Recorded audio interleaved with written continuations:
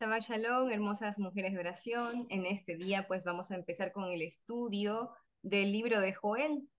Es un libro sumamente hermoso que hoy pues va a hablar a nuestros corazones, así como habló en aquel tiempo. La palabra del Señor tiene el poder de trascender todas las épocas y hablar cada día a cada persona en particular con cada texto.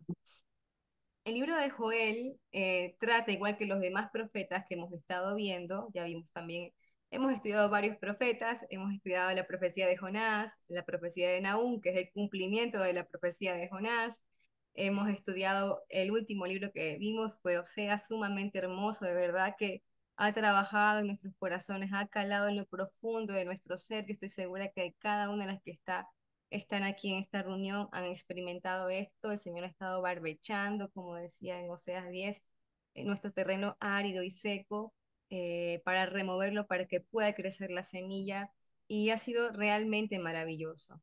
Y así como estos profetas llamaron al arrepentimiento, este es el caso también de Joel, en el cual este libro con 3 capítulos pues va a ser un llamado a la restauración, al arrepentimiento de las tribus del sur. Hola, hola, ¿se escucha? Te está escuchando, se había abierto el micrófono. Tranquilo. Ok, bien. Bueno, arrepentimiento decía de las el arrepentimiento de las tribus del sur y la restauración de Israel, ¿no? Y entonces va a ser el propósito central de este libro, pues guiarnos a eso, al arrepentimiento. Es un llamado al arrepentimiento. Y en forma general, cuando nosotros vamos a la Biblia, tenemos ahí nuestra Reina Valera, que es la que solemos más estudiar. Después tenemos otras versiones que nos gustan mucho. A mí me encanta la NBI, la NTV, la TLA. Pero bueno, ustedes van a encontrar una pequeña introducción del libro que da una pequeña reseña y que divide en 2 partes esta profecía. La primera relata de una gran calamidad causada por una invasión de langostas, que digo yo que no tiene que ser necesariamente histórica, sino más bien de forma alegórica. Y en la segunda parte describe la respuesta de Dios a las oraciones de su pueblo y el juicio a las naciones. Vamos a empezar nuevamente, como lo hemos hecho, el estudio de todos los profetas que hemos visto hasta ahora, repasando esta diapositiva que contiene la línea de tiempo, en donde incluimos los principales sucesos del pueblo de Israel desde el llamamiento de Abraham en el año 2000, antes del Mesías, hasta aproximadamente, bueno, hasta la fecha actual, ¿no? Pero son los sucesos más relevantes. Entonces vamos a repasar ligeramente para situarnos nuevamente en el tiempo en el cual se da esta profecía y poder entender los contextos. Pues Abraham recibe el llamado en el año 2000 antes del Mesías, Moisés recibe la Torá en el año 1500 antes del Mesías, David reina sobre las 12 tribus de Israel en el año 1000 aproximadamente, el año 1000 del Mesías, antes del Mesías, y tenemos que en el 930 ocurre un suceso muy importante, que es la división de las 2 tribus, de las 12 tribus. 10 tribus se van hacia el norte, o sea, 10 tribus del norte se separan de las tribus del sur, en donde queda Judá y Benjamín, ¿no? Y después en el 722, pues sabemos que el pueblo de Israel no cumplió los mandamientos del Señor y tuvieron que venir aquellas maldiciones que estaban declaradas en Deuteronomio, y este pueblo es exiliado, las tribus del norte, el reino del norte, por los asirios.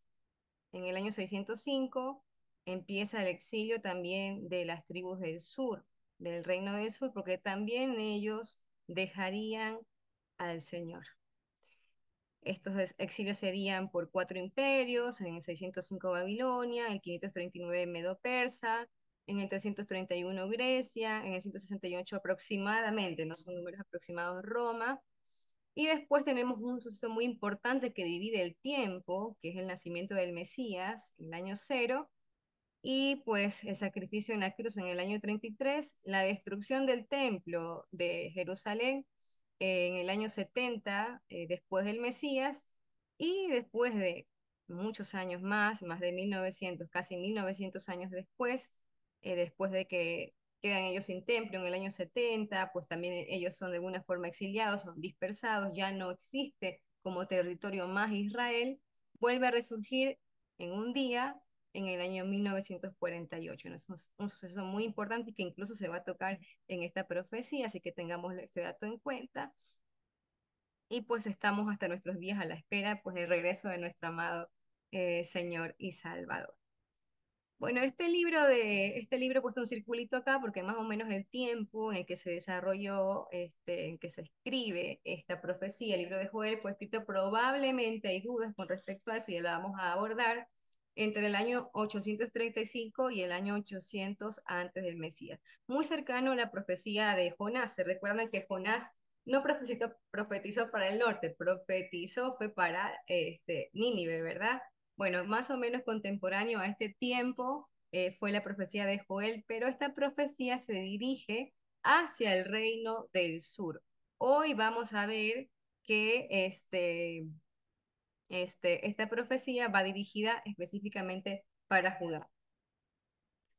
Bueno, si bien esta es la fecha más aceptada, hay algunos otros que por algunos textos bíblicos sugieren que tal vez podría haberse desarrollado esta profecía de Joel años posteriores al exilio de Babilonia, o sea, después del exilio de Babilonia. Pero bueno, de todas formas, la mayor parte coincide en que esta es la fecha más cercana o más probablemente correcta de la profecía de Joel.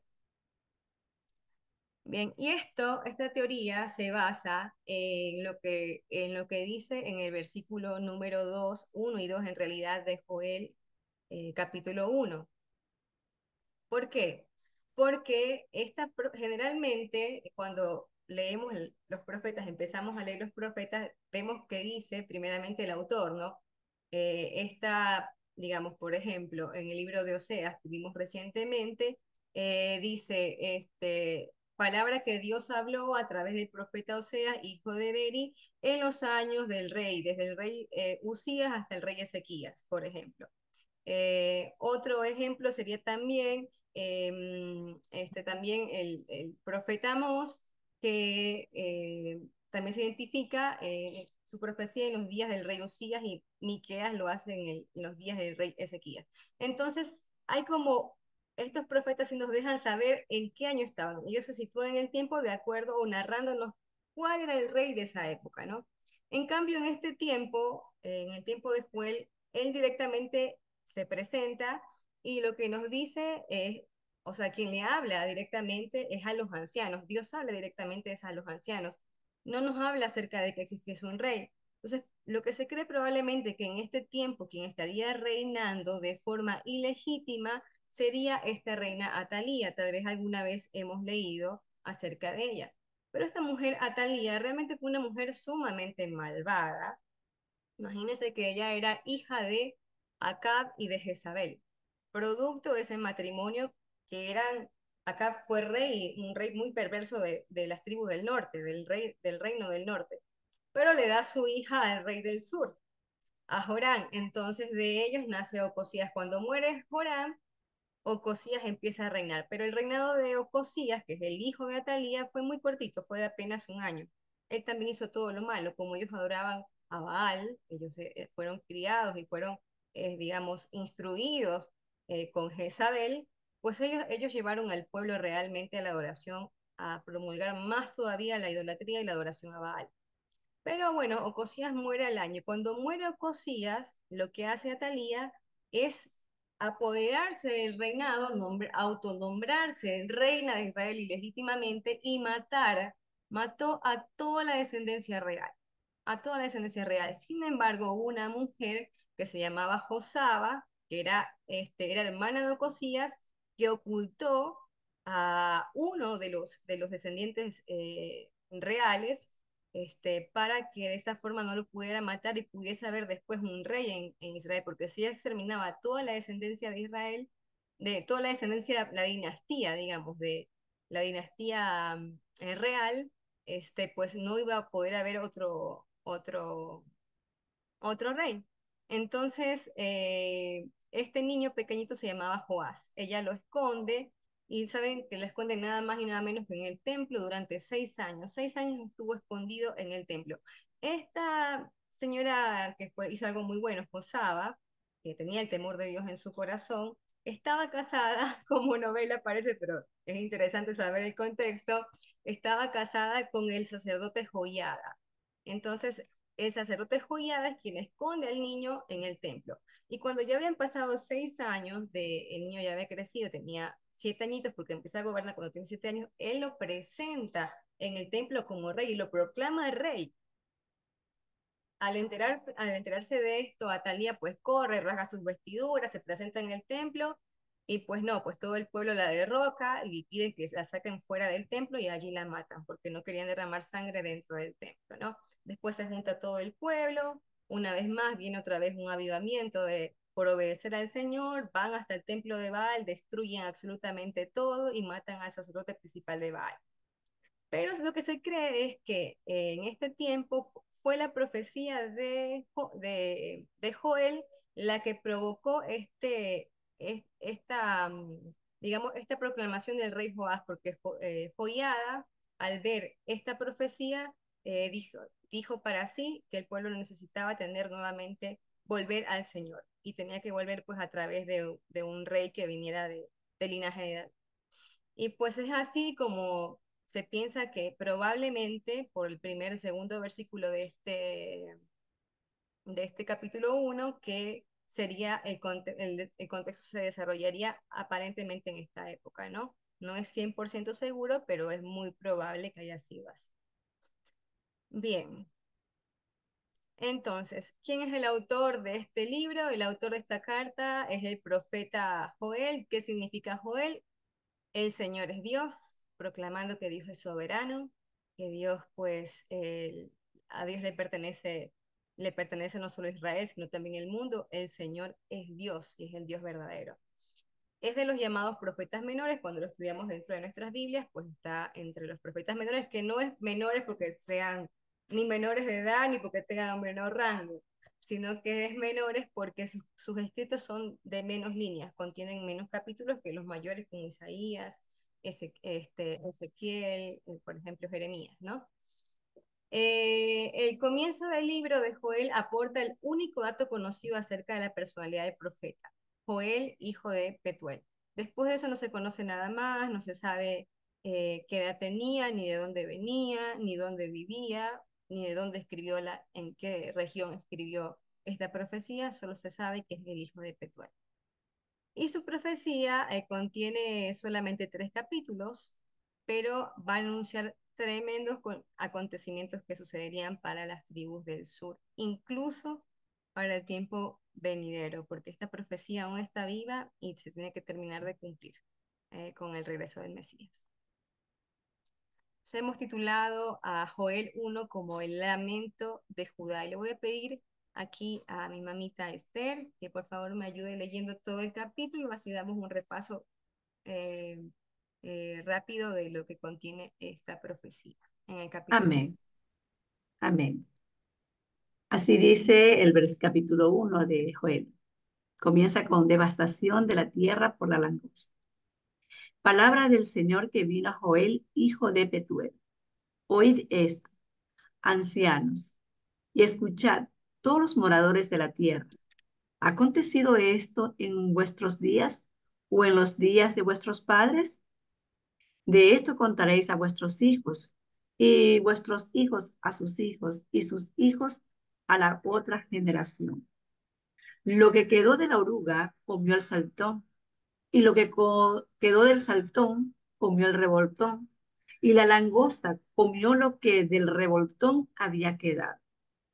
Despertad, borrachos, y llorad, gemid, todos los que bebéis vino, a causa del mosto, porque os es quitada de vuestra boca. Porque pueblo fuerte e innumerable subió a mi tierra. Sus dientes son dientes de león, y sus muelas, muelas de león. Asoló mi vid y descortezó mi higuera. Del todo la desnudó y derribó. Sus ramas quedaron blancas. Llora tú como joven vestida de cilicio por el marido de su juventud. Desapareció de la casa del Señor la ofrenda y la libación. Los sacerdotes ministros del Señor están de duelo. El campo está asolado y se enlutó la tierra, porque el trigo fue destruido. Se secó el mosto, se perdió el aceite. Confundíos, labradores, gemid, viñeros, por el trigo y la cebada, porque se perdió la mies del campo. La vida está seca. Y pereció la higuera, el grano también, la palmera y el manzano. Todos los árboles del campo se secaron, por lo cual se extinguió el gozo de los hijos de los hombres. Ceñíos y lamentad, sacerdotes, gemid, ministros del altar, venid, dormid en silicio, ministros de mi Dios, porque quitada es de la casa de vuestro Dios la ofrenda y la libación. Proclamad ayuno, convocad asamblea, congregad a los ancianos y a todos los moradores de la tierra de la casa de vuestro Dios, y clamad al Señor. Ay del día, porque cercano está el día del Señor, y vendrá como destrucción por el Todopoderoso. ¿No fue arrebatado el alimento de delante de vuestros ojos, la alegría y el placer de la casa de nuestro Dios? El grano se pudrió debajo de los terrones, los graneros fueron asolados, los alfolíes destruidos porque se secó la tierra, se secó el trigo, como gimieron las bestias. Cuán turbados anduvieron los hatos de los bueyes, porque no tuvieron pasto. También fueron asolados los rebaños de las ovejas.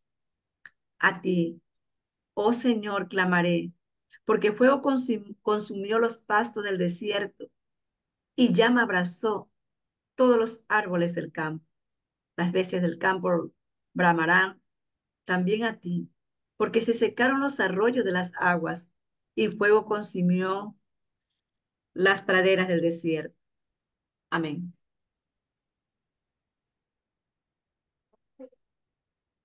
Vamos a empezar con el estudio verso por verso.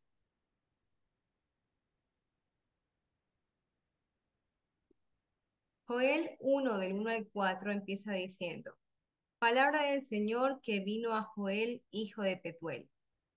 Oíd esto, ancianos, y escuchad, todos los moradores de la tierra. ¿Ha acontecido esto en vuestros días o en los días de vuestros padres? Cuando dice aquí palabra del Señor que vino a Joel, quiero que pongamos mucha atención todos, empezando por mí, porque estas no son palabras de Joel, son palabras directamente de Dios. Es la voz de Dios que va a hablar en cada uno de estos versículos, del versículo número 2 al versículo 18, es Dios hablando directamente a Judá y hoy hablándonos también, por consiguiente, también a nosotros, que estamos hoy aprendiendo su palabra, ¿no? Y dice, oíd estos ancianos y escuchad, todos los moradores de la tierra, ¿ha acontecido esto en vuestros días o en los días de vuestros padres? Y me llama la atención por qué dice aquí, oíd esto, ancianos, y nombra primeramente a los ancianos. Ancianos no solamente quiere decir personas que tengan una edad mayor, sino que también podría corresponder a líderes, ¿no? Entonces, eso me trae al recuerdo una palabra, un texto bíblico que está en Lucas 12:48, en donde el Mesías mismo habla del regreso del Señor.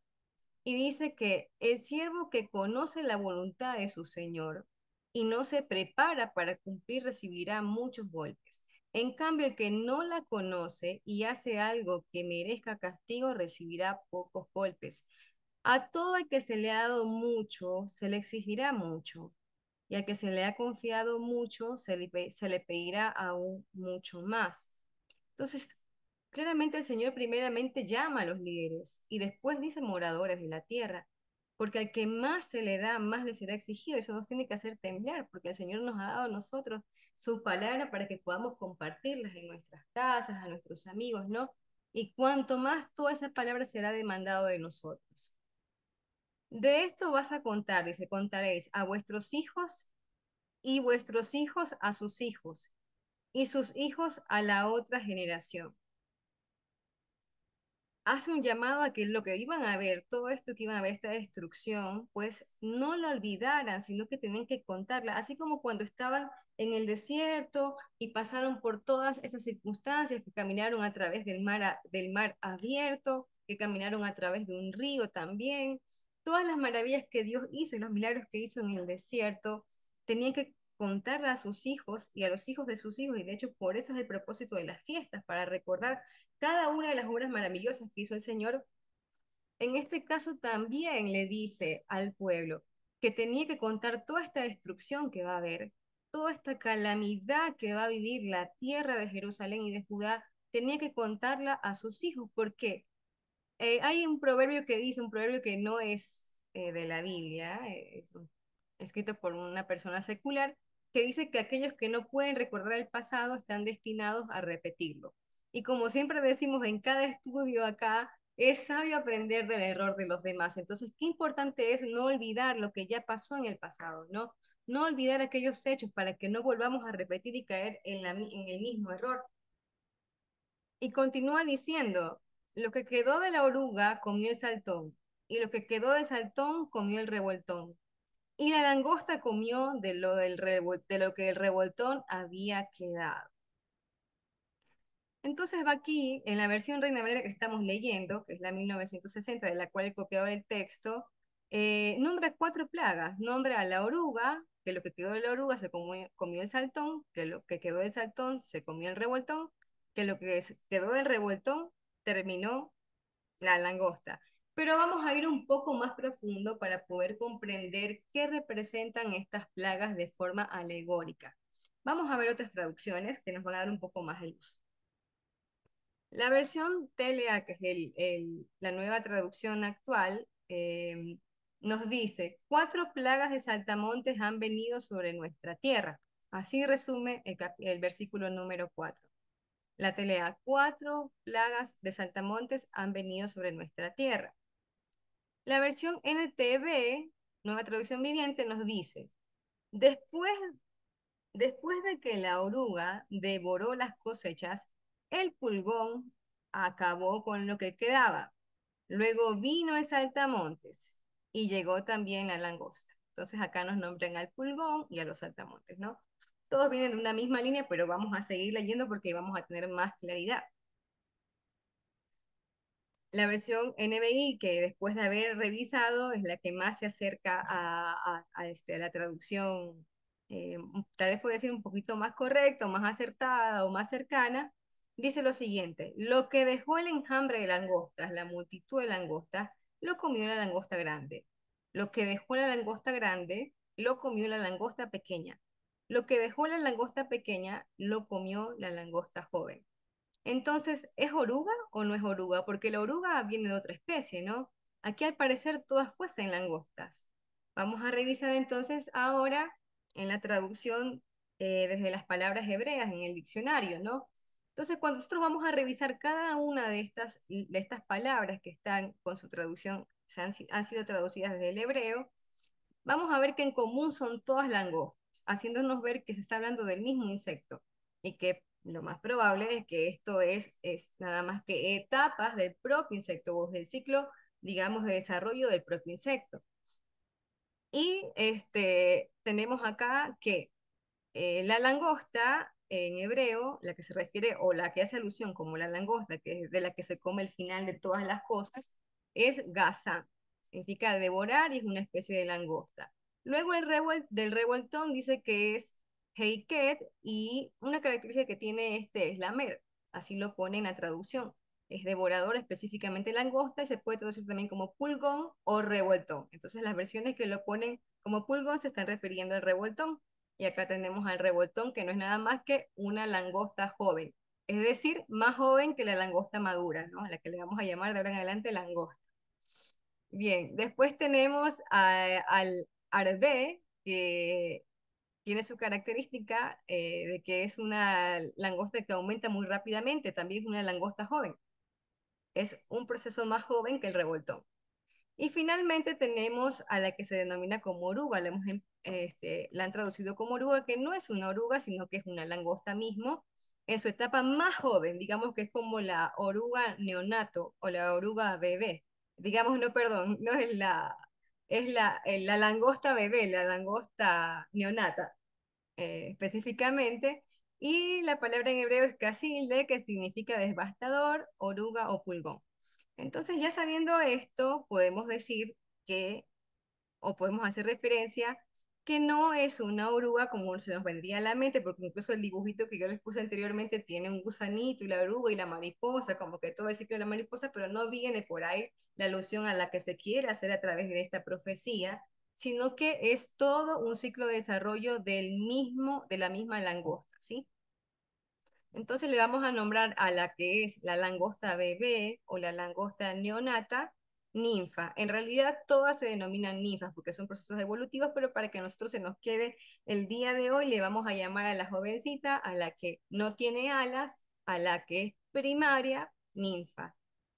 Y esto es importante de saberlo porque luego vamos a ver cómo cada una tiene una característica especial que ya aparte leímos, que va a relacionarse con las características de los imperios a los cuales, o de los cuales exiliaron al pueblo de Judá. Vamos a aprender un poquito de la langosta entonces para que nos quede más claro este tema. La verdad que a mí al principio me causó confusión porque leía las traducciones y decía, pero bueno, ¿qué es oruga? ¿Qué es como La verdad yo no conozco tanto de insectos, me tuve que ir a leer y a buscar de qué corresponde cada uno para luego poder estar segura de lo que estoy aprendiendo. Y bueno, sí que la langosta, vamos a tener un poquito de ciclo. El ciclo de vida presenta un estado, primeramente son huevos, ponen huevos, dos estados ninfales de hábito gregario, que quiere decir que ninfa es el estado juvenil, como decía yo. Se le va a llamar tanto al bebé como al niño, digámoslo para que lo entendamos así, al adolescente como estadios ninfales de hábito gregario, que quiere decir que están siempre juntas en multitudes, y tres estadios ninfales solitarios de gran voracidad, hambre. Estas le llaman las saltonas, eran devoradoras. Y finalmente, el estado del adulto, ¿no? Entonces dice que producida la eclosión de los huevos, la ninfa neonata de 8 milímetros comienza a dispersarse buscando protección en la vegetación circundante. Se reúne de noche en arbustos y allí permanece hasta que calienta el sol y se dispersan nuevamente para alimentarse. A los 8 días se produce la primera muda y a los 15 días vuelve a mudar. Y en este tercer estadio del desarrollo se les denomina saltona. Fíjense como todo es una evolución de su ciclo. Son activas, dice que se caracterizan porque se alimentan sin descanso día y noche. Las saltones son devoradoras. A los 10 días posteriores experimentan una nueva muda que da lugar al cuarto estadio, que se llama saltona 2.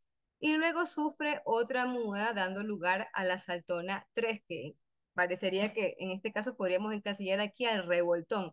Dice que es más activa aún y más voraz que la saltona, con alas bastante desarrolladas, pero aún no funcionales. Es decir, que el revoltón no puede volar. Vuelve a mudar nuevamente y ahora sí emerge el adulto con alas completas y funcionales. Entonces aquí ya viene la langosta madura. Entonces a medida que este insecto va mudando, se hace cada vez más ávido por comer, hasta que en la forma adulta es la langosta que no deja absolutamente nada. Las plagas de langosta son un desastre natural. Justamente hoy mi esposo me mostraba en las noticias que en Córdoba, en Argentina, nuevamente han vuelto a llegar una plaga de langostas, ¿no? Es devastador realmente. Han sido temidas y respetadas a lo largo de la historia. A veces son insectos solitarios, pero pasan por fases llamadas gregarias, es decir, en forma de manadas, que se juntan y ataca de forma de manadas. Cuando se dan las condiciones medioambientales para producir plantas verdes y favorecer la reproducción, las langostas se juntan en grandes, ambulantes y voraces, lo que conocemos como enjambres, multitudes que pueden llegar incluso a oscurecer el cielo de la cantidad de langostas que vuelan para atacar un determinado campo. Las plagas de langosta destruyen cosechas y causan daños enormes en la agricultura, con la miseria humana, provocando la miseria humana y la hambruna en ellos. Entonces vemos como esta plaga realmente era temida desde antaños, ¿no? De hecho, fue una de las plagas de Egipto. Sin embargo, yo estuve buscando información y si alguna encuentro, después me pasará, no encontré que hubiese un registro, por lo menos en lo que estuve buscando información, que realmente, literalmente, Jerusalén hubiese sido atacada por una plaga de langosta. Entonces me parecería que toda esta profecía va directamente a lo alegórico. Entonces, tenemos el verso 4 que nos dice que lo que quedó de la oruga, vamos a decirle ahora ninfa, lo que quedó de la ninfa se comió el saltón, lo que quedó del saltón se comió el revoltón y lo que quedó del revoltón se lo comió la langosta. Dice que la ninfa, como ella es más delicada, pues todavía es más jovencita, no es tan fuerte, se come las partes más blandas de las plantas, es decir, las hojitas. El saltón come hojas completas, el revoltón podría llegar a comer más allá de las ramas y en cambio la langosta devora todo, tallo, ramas, hojas, todo lo que encuentra a su paso. Entonces repasemos las características de cada una de estas según la definición que habíamos visto en la traducción hebrea, ¿no?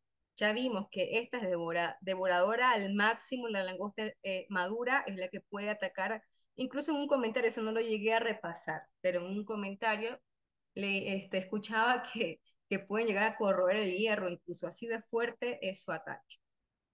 El revoltón, en cambio, habíamos dicho de que tiene esa característica de lamer, en realidad como lo especifica el diccionario de la palabra hebrea, lamer tiene esa característica, el saltón que van en aumento rápido, se multiplican rápidamente y van en manadas, y finalmente la oruga que también pues obviamente come y aunque lo hace lentamente pues también desbasta. Entonces, desde el aspecto del judaísmo, los rabinos interpretan que estas placas son alegóricas a los cuatro imperios por los cuales habría sido sitiado, digamos, Jerusalén, ¿no? Y el reino del sur. Entonces tenemos aquí al imperio y cada uno con una de sus características particulares. Por ejemplo, en el caso de la ninfa, decimos que come hojas, que va cortando, y esa era una característica del imperio babilónico, porque ellos iban cortando ciudades para hacer cada vez crecer más su imperio, ¿no? Para extenderse. Luego, el imperio medo-persa tenía esa característica de ir en multitud, dice que bueno, era la unión en realidad de dos imperios, el medo y el persa, que eran multitudes de personas. Luego tenemos el revoltón, que tenía esa característica de lamer y tiene que ver con el habla y la filosofía que tenían los griegos, ¿no? Con lo cual intentaron asimilar incluso al pueblo de Dios a través de su filosofía y que incluso permaneció dentro del Imperio Romano la filosofía griega. Y finalmente el Imperio Romano, que es como la langosta, que esa va con todo, o sea, ya lo que quedó lo destruye y lo desbasta. Bien. Les hago una pregunta. ¿Ustedes me están viendo a mí? Sí, Sí, Maru, sí le vemos. Ya, te porque a mí vemos me a ti y a la parece, pantalla. a mí me parece es la, perfecto, se está grabando así entonces, como ustedes me ven. Porque aquí me parece mi hermosa chiquitina que la acabo de ver ahí, tan linda bebé, te amo, mi chiquita. Bueno, entonces tenemos estos cuatro imperios y vemos cómo la representación de esta profecía quiere decir que lo que dejó Babilonia tomó Medo-Persa, de lo que dejó Medo-Persa tomó el imperio griego y de lo que dejó el imperio griego terminó de devastar hasta el final el imperio romano. Entonces, no quedó nada. Lo que quedó de la oruga comió el saltón, y lo que quedó del saltón comió el revoltón, y de la langosta comió de lo que el revoltón había quedado. O sea, no quedó absolutamente nada. Y cuando nosotros leemos esto parece algo muy sencillo, ¿no? Parece que lo leemos rápido y que no fuese tan fuerte. Ahora, en los siguientes versículos se va a desarrollar más lo que vivió el pueblo, ¿no? A causa también de sus pecados. O sea, esto fue consecuencia de su pecado. Cuando estudiamos Lamentaciones a través de las palabras del profeta, pudimos conocer con detalle el sufrimiento que padeció como consecuencia de su pecado el pueblo de Judá, no, el pueblo de Judá. Pero más allá de que esto haya acontecido literalmente, haya ocurrido en el tiempo, en los años que ya vimos en la línea del tiempo, desde el 605 en adelante, para las tribus del sur, esto también nos habla hoy a nuestra realidad, tanto como nación como a nivel personal. porque toda la grandeza, todo el orgullo del ser humano, todo lo que podemos llegar a jactarnos algún día, recursos económicos, salud, gozamos de buen estado de salud, conocimiento. Hoy por hoy se le da mucha relevancia al conocimiento. Hay una frase que la gente repite mucho que es el conocimiento te da poder. En todas las esferas, yo no considero que no solamente es en la esfera médica, sino que también en todas las esferas, el conocimiento da poder. Pero cualquier cosa pequeña, como un insecto, que uno diría, bueno, esto es un insecto nada más, ¿cómo puede destruir? Puede destruir una nación de esta forma hasta, no hasta dejarla devastada. ¿Cómo puede ocurrir esto? Y es que somos frágiles, ¿no? En realidad es que tanto como nación, una nación, lo acabamos de vivir hace poco con el coronavirus, hace poco en el 2019, final de 2019, principios de 2020, 2021, estuvimos con esta pandemia a nivel mundial. ¿Y cómo se llevó vidas? Un virus que no podemos ver, que es tan pequeño que, bueno, es ínfimo, jamás lo podríamos mirar, pero entra al cuerpo del ser humano y lo destruye así de rápido. Las personas fallecían sumamente rápido con este virus. Entonces somos frágiles y a pesar de que hoy podamos estar bien, debemos reconocer nuestra humanidad y nuestra debilidad, que dependemos por completo de Dios y que todo lo grande que tenemos no podemos poner nuestra mirada. No, o sea, si yo tengo, digo, bueno, yo tengo, qué sé yo, gozo de buena salud. Yo no puedo jactarme por eso, porque puede ocurrir lo que ocurrió con el coronavirus y dejar de existir o enfermar. O puede venir una catástrofe natural al mejor país más millonario del planeta y dejarlo completamente devastado y empobrecido, ¿no? Entonces son cosas que pueden suceder. Nuestra mirada no puede estar ahí, nuestra confianza no puede estar en las cosas materiales, no puede estar en mi persona, no puede estar en mi conocimiento, sino que mi confianza tiene que estar puesta en el Señor. Y los tesoros que construya no tienen que estar construidos en esta tierra, en donde todo va a perecer, donde todo esto va a pasar, de la cual no nos llevaremos absolutamente nada. Desnudo vinimos al mundo, desnudo volveremos a la tierra, a ser polvo de la tierra. Entonces, ¿dónde debe estar nuestro tesoro? Mateo 6, el Mesías nos dice en el verso 19 al 21, no acumulen para sí tesoros en la tierra, donde la polilla y el óxido destruyen, y donde los ladrones se meten a robar.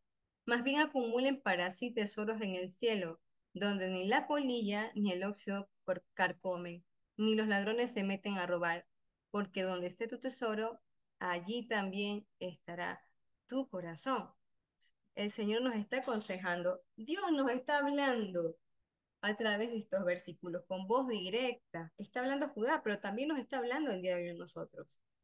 Y el Mesías también aconseja esto. El Mesías, que es Dios mismo, a través de su boca, nos dice, no acumulen tesoros en la tierra, porque viene la langosta y se la va a llevar.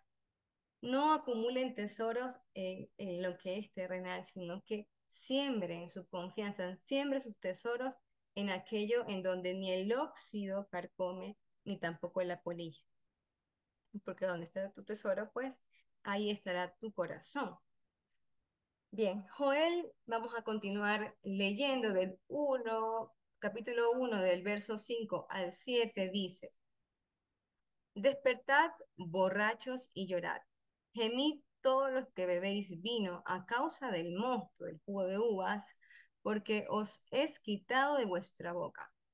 Porque un pueblo fuerte e innumerable subió a mi tierra. Sus dientes son dientes de león y sus muelas, muelas de león. Asoló mi vid y descortezó mi higuera. Del todo la desnudó y derribó. Sus ramas quedaron blancas. Y dice, despertad, alguien que está dormido, borrachos. ¿Y quiénes serán los borrachos a quienes Dios llama y le dicen despierte? Son aquellos que andaban en sus fiestas, en sus diversiones, que no estaban preocupados por buscar del Señor, que le habían dado la espalda a Dios y que andaban en sus propios deleites. Vamos a aprender un poquito más qué es lo que le pasa a una persona cuando está ebria. Dice que una persona ebria tiene dificultades para caminar o hasta incluso para mantenerse de pie y suele tropezar constantemente.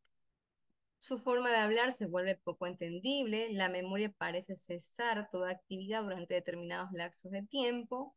Al embriagarse, la persona pierde su equilibrio a nivel mental, presenta una gran dificultad para reaccionar a los diversos estímulos alrededor, se le nubla la vista, se puede volver incluso agresivo o experimentar excesiva euforia. Creo que alguna vez todos en la vida habremos visto personas en este estado. Yo digo pacientes porque cuando hice mi internado rotativo me tocaba recibir personas que estaban ebrias y se habían cortado la cabeza y cosas, bueno, así. Entonces me tocó mucho ver pacientes en este estado y obviamente notar todo lo tóxico que es para el cerebro, para el sistema nervioso central, el alcohol, ¿no? Pero yo quiero llevarlo acá, porque el Señor por algo nos dice también, le dice borracho, ¿no? Sea, una persona que no es gobernada por Dios comparte muchas características con una persona ebria.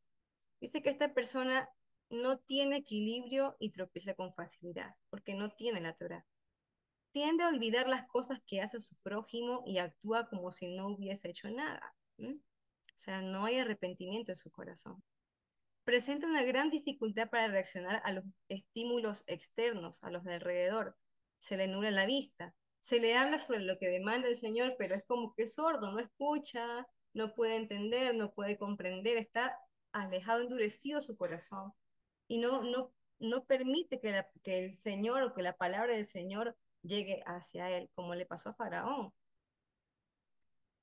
Y también puede tener agresividad y excesiva euforia, claro que sí, porque no tiene dominio propio. Una persona que no ama a Dios da riendas sueltas a sus más íntimas emociones, sin ningún tipo de freno. Entonces no hay dominio propio. Entonces Dios le está hablando a estas personas, le está diciendo despertad, despertad borrachos. Dios hace un llamado a los habitantes de Judá y le dicen despierten, estén atentos. Ustedes que estaban dormidos, que están borrachos, que me han dado la espalda adorando a otros dioses. Y les dice, ¿por qué? Porque viene un pueblo fuerte e innumerable. Dice que sus dientes son dientes de león y sus muelas, muelas de león. Acá tenemos una foto de lo que fue la conquista de Jerusalén por parte de los babilónicos. Y dice el Señor, asoló mi vid, llama mi vid. Eso me da a mí, me quebranta el corazón, de verdad, cuando leo este versículo 7 es muy fuerte, dice, asoló mi vid y descortezó mi higuera. Del todo la desnudó y derribó. Sus ramas quedaron blancas. La vid y la higuera no solamente es que es literal, porque realmente pasó, es verdad. Con el asedio que sufrió Jerusalén por parte de los babilónicos, que al final vamos a ver un poquito más acerca de esto, perecieron no solamente personas, también animales y plantas, los campos quedaron asolados. Literalmente pasó esto, pero aquí hace referencia a su pueblo, dice mi vid y mi higuera. A lo largo de las escrituras hemos visto cómo el Señor hace referencia a su pueblo llamándole en algunas ocasiones vid, en otras higuera, en otras olivo. Y recientemente estudiamos Oseas. Cuando vimos Oseas vimos que Efraín es llamada como una viña, es decir, como una vid. En Oseas 10:1 dice, Israel es una frondosa viña que da fruto abundante para sí mismo. Y esto ya lo estudiamos, que ese exceso de abundancia lo llevó a la perdición, ¿no? Lo llevó a rebelarse contra el Señor. Pero también la higuera, veamos qué dice de la higuera. Jeremías 24, 4 al 5 dice, entonces el Dios de Israel me dijo, los higos buenos representan ¿a quién? Al pueblo de Judá, que fue llevado como esclavo a Babilonia. Aunque yo permití que se lo llevaran, ahora lo cuidaré y lo haré volver a su tierra. También en Mateo 24:32 en adelante, Jesús habla acerca de las señales del fin y también habla de su segunda venida, de su regreso. Y dice que de la higuera aprendamos la parábola, que cuando la rama esté tierna y broten las hojas, sepamos que el verano está cerca, porque los discípulos le decían, Señor, dinos cuáles son las señales para cuando sea el día del fin, cuando vengas, cuando tú regreses. Y Dios les concede esta señal. Dice que cuando vean que ese higo que estaba seco, que se había secado, brotan hojas nuevas, reverdece, el Señor estrella las puertas. Y si la vi, si la, perdón, en este caso, si la higuera es Judá, y Judá reverdeció en 1948. Es por eso que creemos que pues el Señor, dice, Él dice en su palabra que esa es la generación que vivió esto, no pasará esa generación hasta que Él vuelva. Creemos pues que la venida del Señor está cerca. Bien, y ante toda esta destrucción y asolamiento, vemos que atacaron con dientes de león, quedó todo devastado. El Señor dice, llora tú como joven vestida de cilicio por el marido de tu juventud. Le dice a Judá como si ella fuera la esposa joven y perdió a su esposo, enviudó. O sea, con ese dolor desgarrante llora porque has perdido a tu marido, has perdido a tu esposo. Dice, desapareció de la casa del Señor la ofrenda y la libación. La libación era el derramamiento del vino. Los sacerdotes ministros del Señor están de duelo. Ya no había vides, vimos que se secaron, las vides se secaron por completo, ya no había vino, no había libación, no había ofrenda. Y esto era muy duro, los sacerdotes estaban en duelo, ¿por qué? Porque en ese tiempo la manera de relacionarse con Dios era a través de los sacrificios en el templo, en donde ellos sentían que podían ser perdonados por sus pecados, ¿no? Entonces ahora se sienten de duelo, porque como que a nosotros nos digan ahora que el Señor ya no va a estar en nuestro corazón, que ya no vamos a tener el Ruach, que es la presencia de Dios dentro de nosotros, que es el que nos lleva a cumplir sus mandamientos, que son las señales que están escritas en sus profecías, que ya no la vamos a tener. O sea, ¿cómo nos sentiríamos nosotros en este momento? Nos dicen, será arrancado de ustedes y ya no estará más, como pasará en los últimos tiempos, como pasará al final de los días. Entonces, ¿cómo nos sentiríamos? Estaríamos de duelo, llorando como quien ha perdido a su esposo, o sea, desgarrándonos de nuestro corazón, porque hemos perdido el amor de nuestro ser, el amor verdadero de nuestro ser, nuestro Creador y Señor. Dice que el campo está asolado, se enlutó la tierra porque el trigo fue destruido, se secó el mosto, el vino y se perdió el aceite. Ya no están los elementos que eran necesarios para la ofrenda. ¿Cuáles eran? El aceite, el vino, el trigo, todo eso era importante para la ofrenda. Ya no habían estos elementos, por tanto ya no había ofrenda. Continúa diciendo Joel, versos 11 y 12. Confundidos. Esta palabra, porque aquí uno dice confundido, la verdad que yo también no entendía, pero cuando vamos a la traducción también se entiende como avergonzarse. Entonces podría ser más bien, porque avergüénzate de lo que has hecho, labradores le llama labradores, gemid viñeros por el trigo y la cebada, porque se perdió la mies del campo. O sea, ahora sí, lamentense en viñeros porque ya no hay mies, el fruto del campo ya no está. Dice que la vid nuevamente está seca, nuevamente. Judá, perdón, Efraín, la vid está seca. Y pereció la higuera, en este caso es Judá. El granado también, la palmera y el manzano. Todos los árboles del campo se secaron, por lo cual se extinguió el gozo de los hijos de los hombres. Salmo 104 dice que el vino tiene un propósito. Dios lo creó también con un propósito, todo en su justa medida, que es alegrar el corazón del hombre. Es el vino que alegra el corazón. Siempre leemos este salmo en los días de luna nueva, ¿no? Entonces, ya no había este vino, ya se había extinguido el gozo entre los hijos de los hombres, ¿no? Pero miren toda esta destrucción, es una plaga tras otra, una perdición tras otra. Ya no hay viñedo, se fue el viñedo, ya no hay trigo, no hay cebada, no hay vid, no hay higuera, no hay palmeras, no hay manzano, no hay árboles de campo, se secaron todos, se acabó, todo quedó asolado, una plaga tras otra, una prueba tras otra. Y no queda más nada que lo que vemos aquí, destrucción. Y si bien esto pasó literalmente y el pueblo lo tuvo que padecer a causa de su pecado perverso, hay una parte en la Biblia que dice que el pecado de Israel llegó a ser tan grande, peor que el de sus pueblos vecinos. O sea, la maldad había crecido tanto, había llegado a ser tan grave la maldad que dice que era peor que los pueblos paganos. Yo me pongo a pensar en los asirios y digo, pero no puede ser que haya peor que los de Asiria. Pero eso dice las escrituras, que su maldad había llegado a tal punto que era peor que los pueblos paganos. Entonces, si bien esto también se cumplió literalmente, hoy también el Señor nos está hablando. Y tal vez hemos vivido una circunstancia similar, no a esta magnitud, estoy segura, tan terrible, porque algo tan terrible no creo que hayamos experimentado. Bueno, no conozco la vida de cada persona, pero esto me parece demasiado terrible. Es prácticamente la destrucción de un pueblo. Realmente nuestros amados hermanos venezolanos han pasado por tribulación grande y que oramos al Señor que pronto les dé libertad.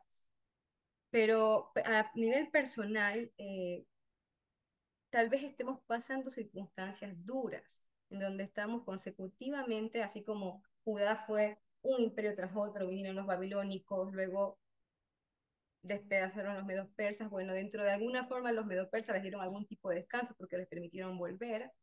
Luego vinieron los de Grecia, el imperio de Grecia, y finalmente Roma, que fue realmente también perverso con este pueblo. Pero tal vez nosotros hemos experimentado diferentes pruebas y no salimos de una cuando entramos a otra y parece que nunca se va a acabar, como el caso de Job, que ni bien perdía sus animales cuando le vinieron a decir que había perdido lo más valioso, que eran sus hijos, y después le cayó enfermedad, que fue, aparentemente fue lepra. Eh, Terrible todo lo que le pasó a Job. Entonces, tal vez no sé si alguna estará en esa magnitud de prueba tan fuerte, pero tal vez estemos experimentando, cada persona vive su prueba de una forma distinta, ¿no? Lo que a nuestro parecer puede ser terrible y muy difícil de sobrellevar. Pero cuando las cosas se ponen difíciles, cada vez más difíciles, cuando viene un golpe tras otro, ¿qué es lo que debo de hacer? ¿Qué debo hacer? Dios nos va a dar una respuesta, su voz hoy nos va a dar la respuesta. ¿Qué debemos de hacer? Y tal vez la gente alrededor venga como los amigos de Job a darnos consejos, ¿no? Tú has pecado, arrepiéntete, ¿qué es que has hecho? Examínate. O tal vez nos digan, levanta tu cabeza, ya no estés cabizbajo, ánimo, sé fuerte. Y no está mal esos consejos, o sea, no está mal. Pero ¿qué es lo que Dios dice que debo hacer cuando todo va mal? Cuando a nuestro alrededor parece que no se acabara la racha de una y otra prueba. Lo vamos a ver en el siguiente versículo.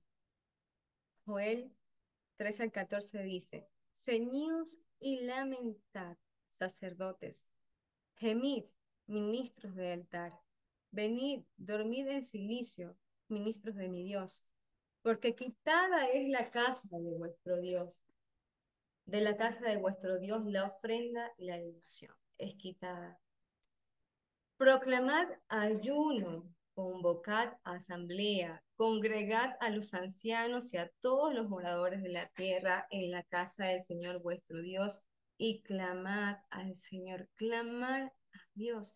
Él nos está diciendo qué hacer. Ceñíos, primeramente. ¿Qué es ceñirse? Ceñirse es como una especie de cinturón que se usaba para alistarse antes de trabajar. Antes de empezar a trabajar, se alistaban y se ceñían su cintura, sus lomos, para poderse preparar para trabajar. Era una forma de prepararse.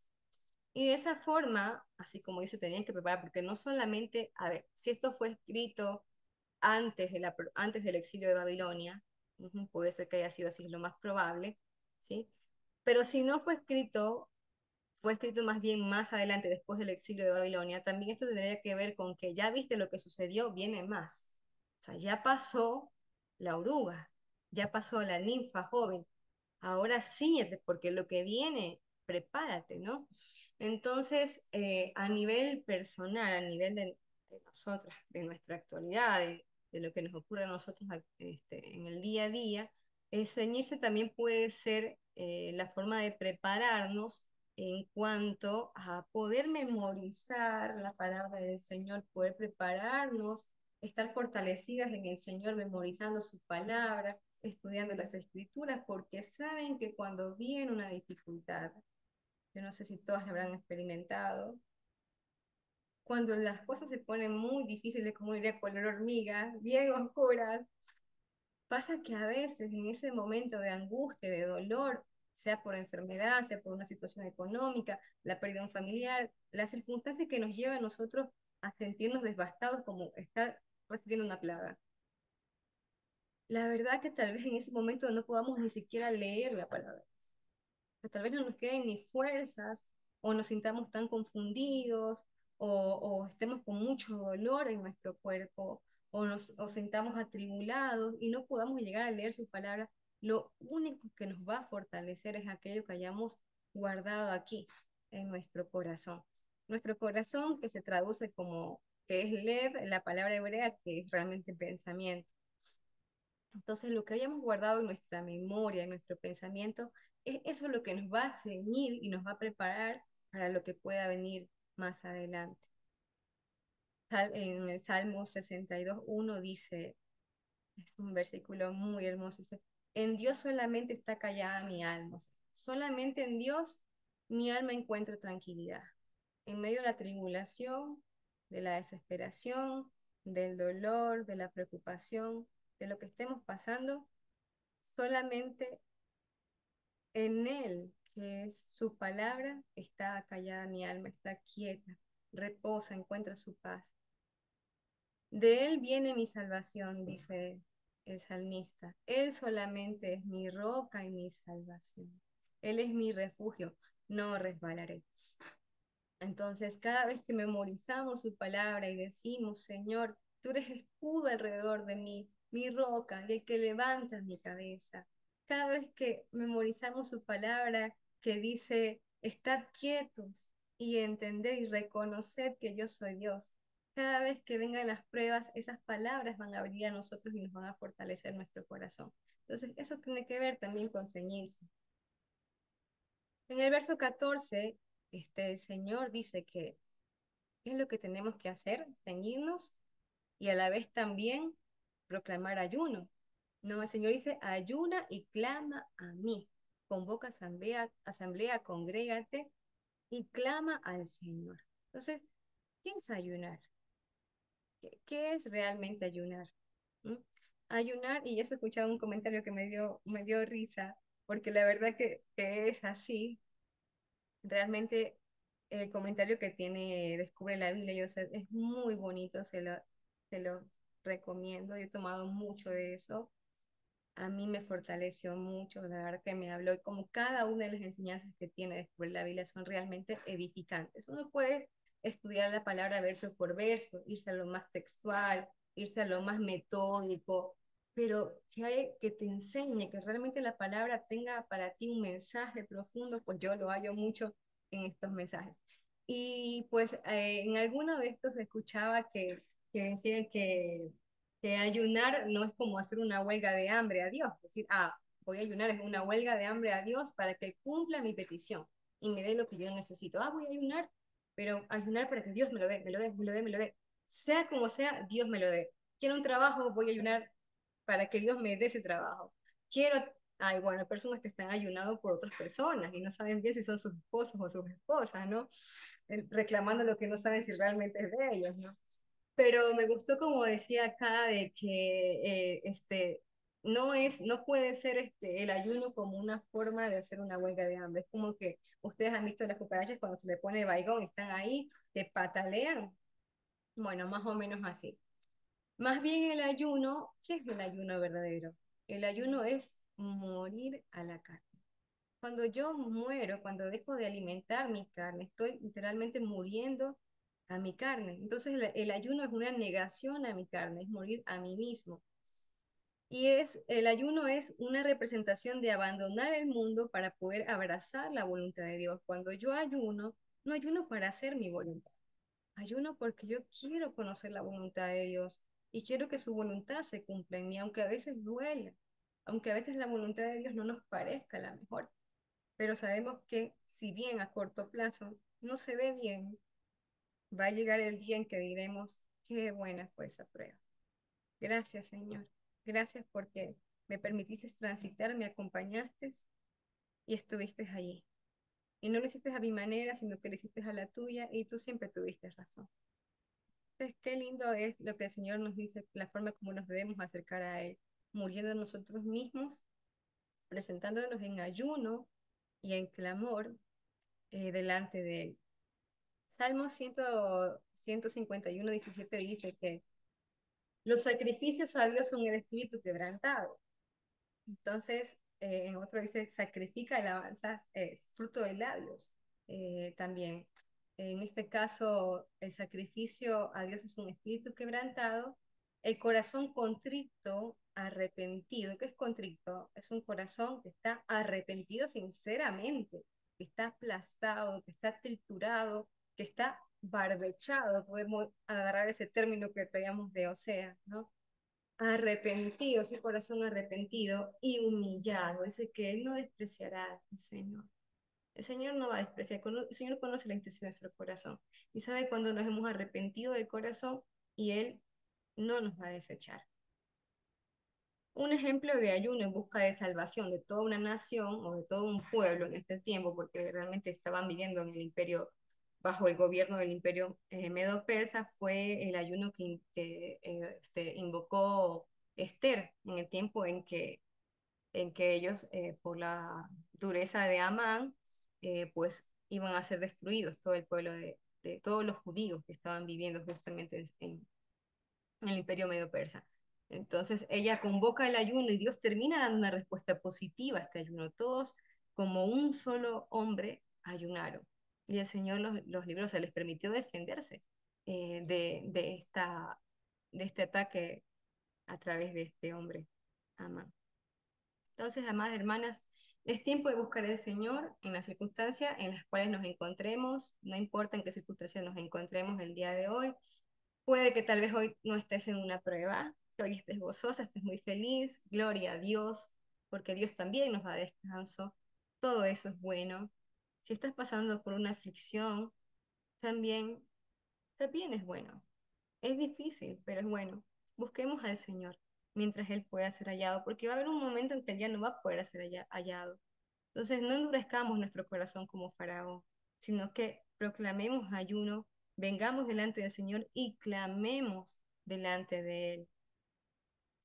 Todo esto que ha pasado, plagas, exilios terribles, hasta la fecha, no se van a comparar con lo que viene, con lo que está profetizado que ocurrirá en el día del Señor. En el siguiente capítulo vamos a estudiar más a fondo lo que es el día del Señor. Yo no voy a adentrarme en esa parte, pero ya hemos estudiado Apocalipsis también y hemos visto cómo, cuáles son los sucesos que van a ocurrir, ¿sí? Si bien hay una forma de interpretar Apocalipsis también para las personas que no llegasen a vivir esta época, es que cada uno vive su Apocalipsis en su vida a través de las pruebas que pasan, ¿no? Pero el día del Señor no se compara a lo de la langosta, lo de Saltón, el revoltón y la oruga. Va a ser ese que es sumamente peor. Entonces, por eso el Señor dice, ay del día, porque cercano está el día del Señor, y vendrá como destrucción por el Todopoderoso. No fue arrebatado el alimento de delante de nuestros ojos, la alegría y el placer de la casa de nuestro Dios. El grano se pudrió, acá también se puede entender como que se secó, porque no había agua, debajo de los terrones. Los graneros fueron asolados. Los alfolíes, que es el lugar donde se guardaba, se almacenaba el trigo en el templo, fueron destruidos porque se secó el trigo. Cómo gimieron las bestias, cuán turbados anduvieron los hatos de bueyes, porque no tuvieron pastos, ya no había nada. También fueron asolados los rebaños de las ovejas. Y en estos dos últimos versículos estamos terminando. Ya el Señor habló, ahora va a hablar Joel.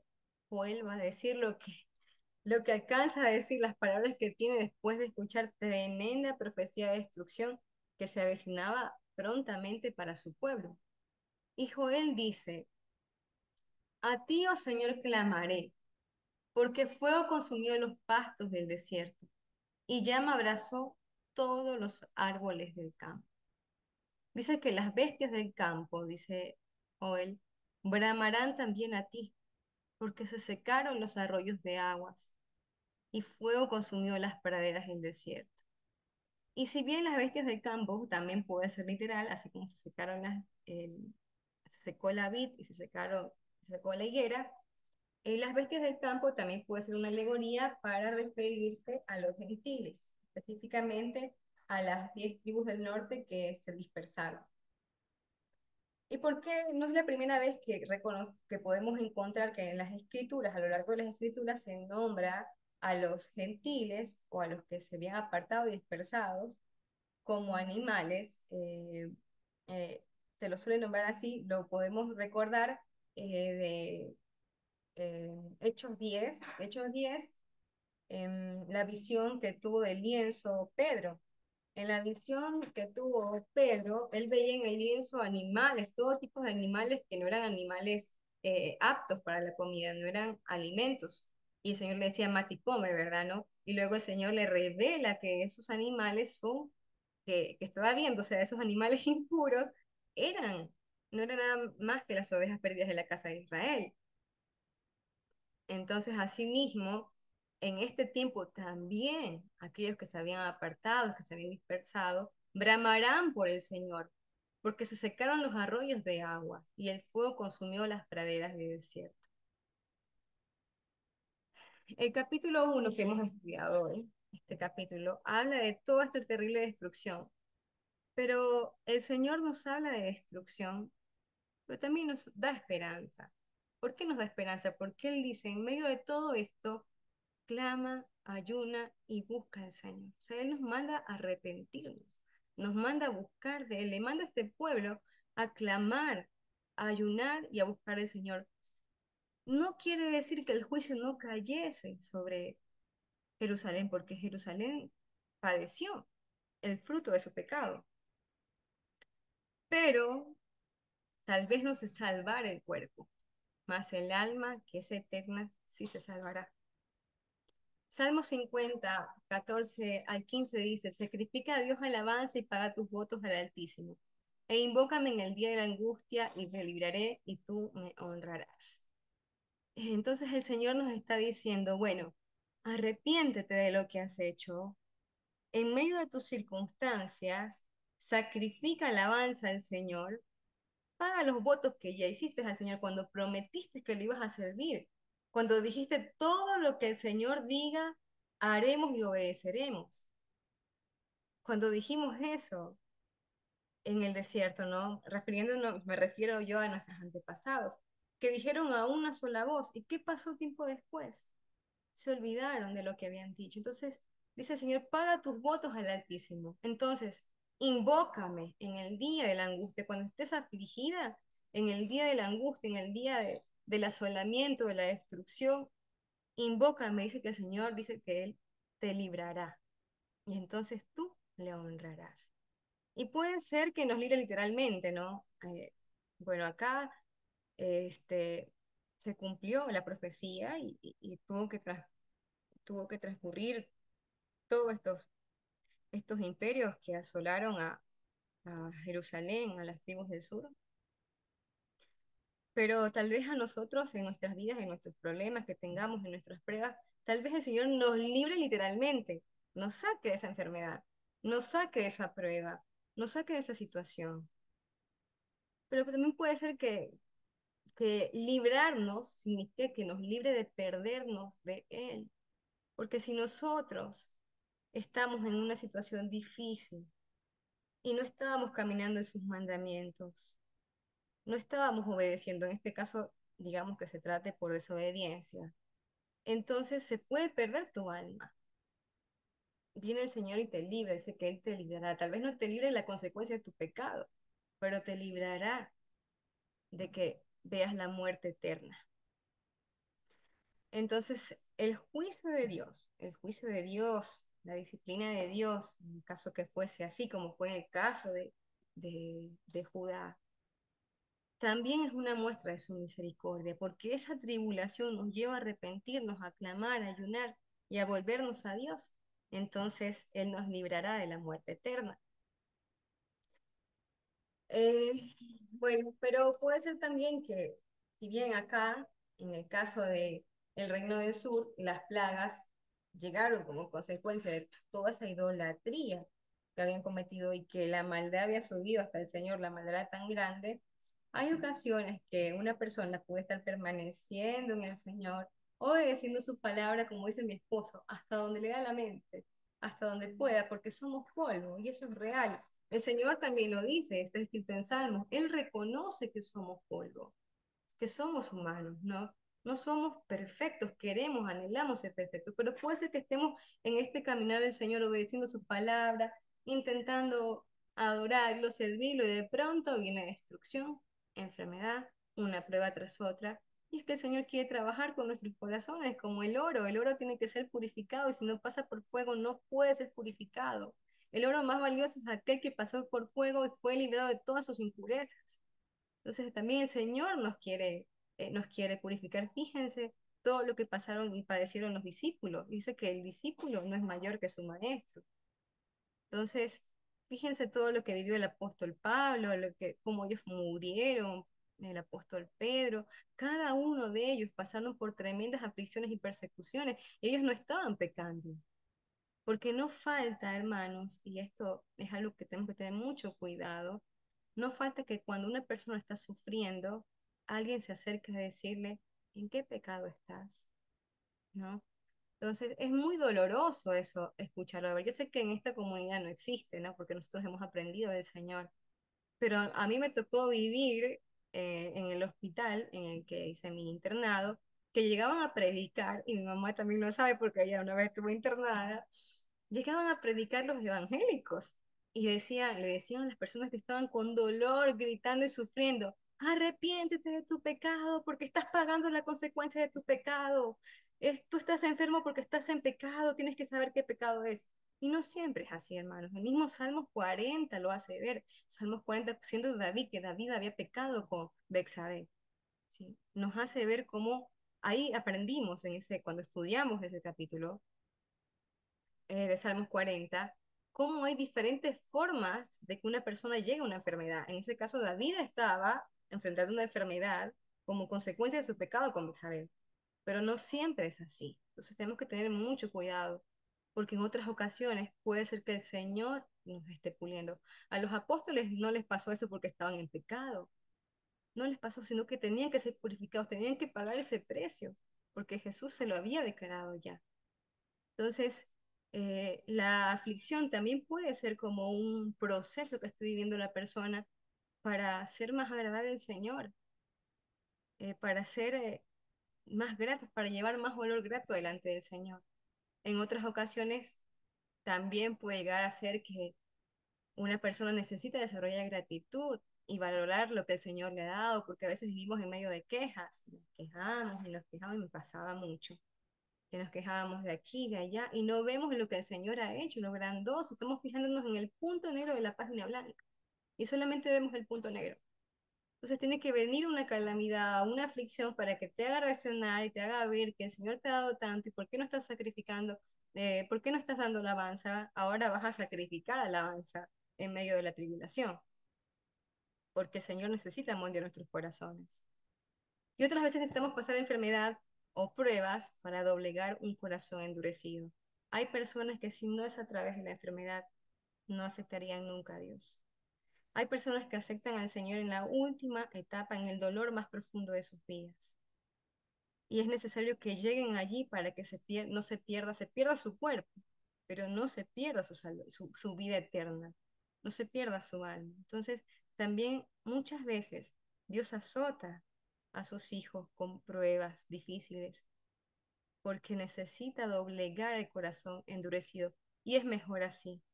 Es mejor que el Señor trabaje, triture, barbeche hasta que nuestro corazón sea de carne, que perdernos de Él con un corazón de piedra.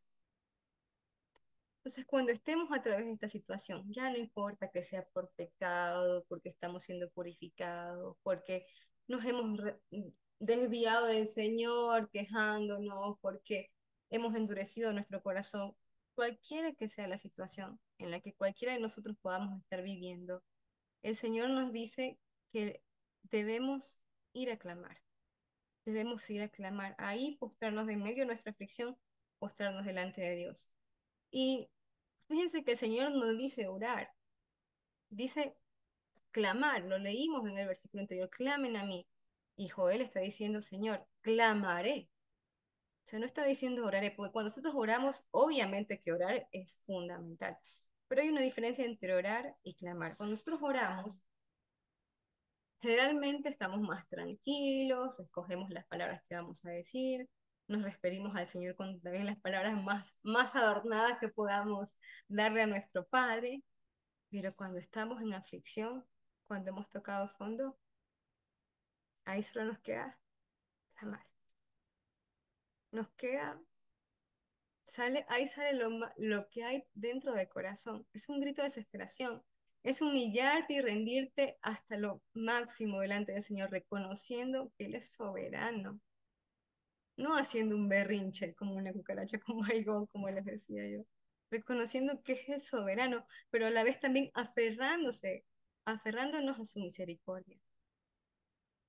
Cuando clamas desde lo profundo de tu corazón, pues ese corazón contrito y humillado, lo acabamos de ver, el Señor pues no va a echar fuera, el Señor nos va a escuchar y Él nos va a responder, Él nos va a fortalecer. Dice que con respecto al asedio de Jerusalén. Este fue el primer imperio que sitió a Jerusalén, que fue el imperio babilónico. Dice que Nabucodonosor, en este tiempo, aquí les he puesto la referencia bíblica, en Segunda de Reyes 25, todo el capítulo, y bueno, y antes, desde antes viene hablando de todo esto, del desarrollo de lo que fue la conquista de Jerusalén por los babilónicos. Dice que Nabucodonosor usó un método común de ataque para aquellos días contra estas ciudades amuralladas, porque la ciudad, recuerden que esta ciudad era antes la ciudad de los jebuseos, ¿no? Era una ciudad fortificada, que David la conquista. Se dice que la ciudad de Jerusalén estaba fortificada y que era un método común en ese tiempo atacar a las ciudades amuralladas levantando torres. O sea, los sitiaban y empezaban a levantar torres a través de las cuales rodeaban la ciudad, impedían que nadie, o sea, nadie podía entrar ni salir, impedían que alguien entrara o saliera, no podían hacer ningún tipo de negocio, no podían ir por alimento. Recordemos que si bien dentro de Jerusalén obviamente habían vides, tal vez había campo, ¿no? Porque es la principal actividad económica de esto, Jerusalén es una ciudad y la mayor parte de las actividades agrícolas se tendrían que llevar afuera, ¿no? Para alimentar esta ciudad. Entonces ellos ya no podían salir, estaban literalmente encerrados. No había forma de intercambiar alimento y literalmente los estaban matando de hambre. De hecho, llegaron a ese punto que ya, hoy ya no lo voy a mencionar, ya lo hemos estudiado, de las atrocidades que llegaron a cometer a causa de la falta de alimento, a causa como lo había profetizado Moisés, que iba a ocurrir. Se da tanto la desesperación por el asedio que pasarían esas cosas terribles. Sé que hubo era la forma de sitiarlos hasta que hubiera tanta hambre que ellos se rindieran. Hasta que ellos se rindieran, pues y ahí los conquistaban. Entonces llegó un momento en que ya el pueblo pues ya no tenía solución. Imagínense ustedes aquí adentro, encerrados, sitiados, acorralados. Ya no había forma de buscar solución, ellos iban a morir, o sea, por sus propios medios, ellos tenían que clamar a Dios, tenían que clamar porque nadie los iba a poder librar, ellos estaban acorralados. Y eso también nos puede pasar a nosotros en nuestras vidas, ¿no? A veces en circunstancias de enfermedad que tal vez yo creo que las cosas económicas uno las puede superar mejor que una enfermedad porque uno se fortalece en la familia. Siempre uno dice, bueno, mientras haya salud, es una frase que todos solemos decir, ¿no? Pero cuando nuestra salud es quebrantada, y creo que es la forma en que nos volvemos mucho más vulnerables, y ya no, y estamos como esta ciudad, cercados. ¿Qué vamos a hacer, no? ¿Qué es lo que vamos a hacer? Eh, Cuando transitas una enfermedad y de pronto vas al médico y el médico te da una receta y uno tiene confianza y uno dice, Dios, tú vas a tratar a través de esta receta médica, me voy a tomar todos los remedios y tú me vas a sanar, Señor, yo tengo la esperanza que tú me vas a sanar, me vas a sacar de esto. Y uno ora con esperanza, uno ora motivado porque tiene también, humanamente, tiene también confianza en que sabemos que todo depende de Dios, pero que Dios va a orar a través de esa medicina. ¿Y qué pasa cuando, en cambio, ya no hay medicina, como en esta ciudad amurallada, pero asitiada y rodeada de sus enemigos, que estaba ya condenada a la muerte? ¿Qué pasa cuando te dicen no hay solución? Ya tu enfermedad, lo que te pasa, no tiene solución. ¿Qué dice Dios que hagamos? Que clamemos. Que clamemos a Él, que clamemos con corazón quebrantado. Y ¿de dónde vendrá nuestra esperanza? Y yo digo esto, ¿no? Nosotros que estamos estudiando su palabra, sabemos que Dios es soberano y no tendremos esas oraciones de que hacemos descender el sí y el amén de Dios. Eso ya no se cabe entre nosotros porque sabemos que la voluntad de Dios se hará. De hecho, cuando Jesús nos enseñó a orar, dijo, la voluntad del Padre es hecha. Punto. Dios es soberano y Dios lo que quiere hacer lo va a hacer. Y lo que Él no ha destinado a hacer no lo va a hacer. Él es soberano. Pero cuando nosotros clamamos a Él, en nuestro corazón hay esperanza. Y esa esperanza es la que nos ayuda a transitar la prueba de otra forma. Si yo digo, bueno, el Señor ya no me quiere sanar, me voy a morir más rápido. Que si yo pienso, Señor, yo confío en lo que tú harás, pero yo decido creer, Padre, como lo dijo David. Tengo un ejemplo bíblico de alguien que más de una vez en las Escrituras ruega al Señor que le deje ver su bondad en la tierra de los vivientes. Dios se lo concedió a David, ¿no? Al final, pues obviamente David tuvo que fallecer, ya tocó su hora y fue el momento, su prueba, su enfermedad fue motivo para que él pudiese descansar en el Señor. Pero David, cuando leemos los salmos, en cada aprieto que se encontraba, sea enfermedad o cuando lo perseguía Saúl y lo querían matar, como es el caso de Salmo 27, David transcurre sus pruebas con esperanza. Y él le dice al Señor, Señor, yo hubiese desmayado si no creyera que yo voy a ver tu bondad, no solamente más allá de esta tierra, aquí veré tu bondad. Entonces, cuando nosotros clamamos, es esa salida que nos da Dios para descargar nuestros corazones, descargar todo nuestro dolor y depositar nuestra confianza en que quizás el Señor quiera sacarnos de esto y nos ayuda a transitar con valor, con fuerza, la situación que estemos viviendo. Así lo dijo el rey David, es con lo que quiero terminar el día de hoy, con esperanza, porque si bien este capítulo de Joel es terrible, nos habla de juicio, nos habla de arrepentimiento, que debemos arrepentirnos de donde estemos ahora, que debemos analizar nuestras vidas y decir, el día de hoy, Señor, me pongo a cuentas contigo, mientras el Señor pueda ser hallado, me pongo a cuentas contigo. Estoy viendo lo que le pasó al pueblo de Judá, a Judá, el que tenía la Torá, a Judá, el que tenía el templo del Señor. Estoy viendo cómo tropezó Judá y cómo Judá cayó. Entonces, dice el Señor, cuéntale a tus hijos y a los hijos de tus hijos para que no vuelvan a cometer el mismo error. Entonces, hoy es día de arrepentirse. Este es un llamado a arrepentimiento. Y en la situación en la que estés atravesando, sepas que ahí donde estás tú, donde estoy yo en este momento, ante una circunstancia difícil, el Señor te dice, clama a mí porque en mí hay esperanza. Tal vez no salve tu cuerpo mortal, que se va a deshacer, que va a perecer, pero seguro te vas a reconciliar conmigo y vas a estar apta para el día en que sea nuestro encuentro, ¿no? Eso es lo que realmente importa, ¿no?